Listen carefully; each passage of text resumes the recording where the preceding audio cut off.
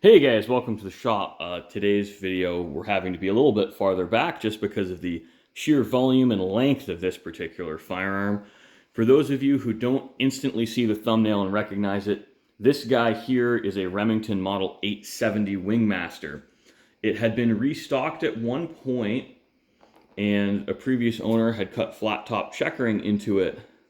And when it came in, it had this really cheap glossy finish with some chips all over it. So the customer had asked me to refinish it. Now, in an effort to keep at least the color there, what I actually use is called an alkanet dye. It's made from alkanet root. I'm sort of warming up to it, but I'm sort of not. I personally don't really like the reddish hue it leaves in the walnut, but a lot of people really like that reddish hue and they like how it pops the grain. So for people who will like it, or in this case, we didn't really discuss going that far into the weeds with the customer. He's just like, hey, I want a satin finish on it. We're doing it on a budget. Can you try not to have to cut the checkering? And okay, we did that. And because this was flat top checkering, the very limited sanding I did worked well. Unfortunately, there was one dent on the front of the pistol grip I really couldn't get out. I tried steaming it a little bit. That didn't work well. Uh, it happens, but overall this turned out really well. I think it's a great survivor gun. As far as I can tell, it's never been reblued. It's in great mechanical shape. These generation Wingmasters are a completely different beast to what you get even 20 or 25 years newer. The post 1990 Remingtons are really not in the same league.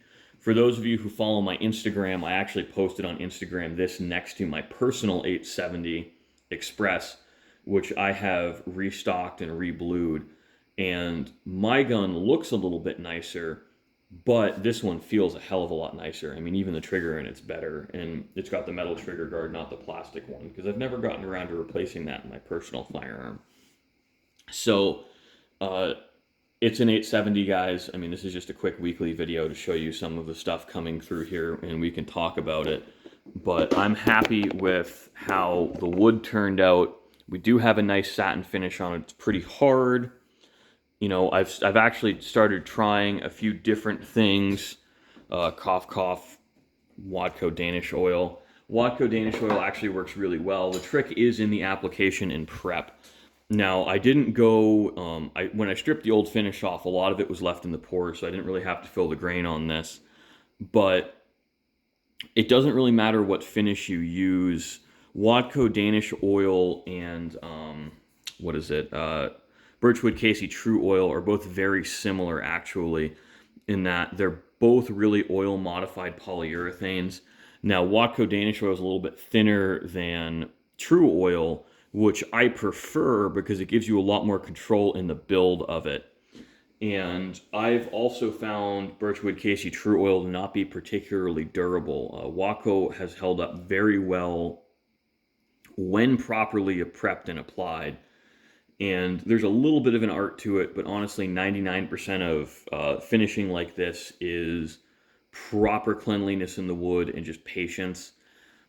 Wood finishing is not terribly difficult, but it is pretty messy and does require a little bit of finesse. Once you've done it about 20 or 30 times, it's very easy and straightforward. So I'm just grabbing, this is some alkanet root stain dye. I don't really know the difference between a dye and a stain, depending on who online we're reading from. They define it differently. This is a little bit of a piece of, what is this, red maple. So I'm just going to stain it and show you how this stuff works. This isn't a very aggressive stain.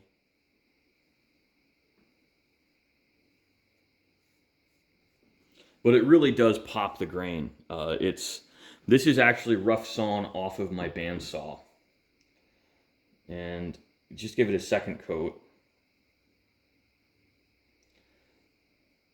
If you use very little like this, once it dries, I mean, this is obviously still wet, you get much more of a brownish hue.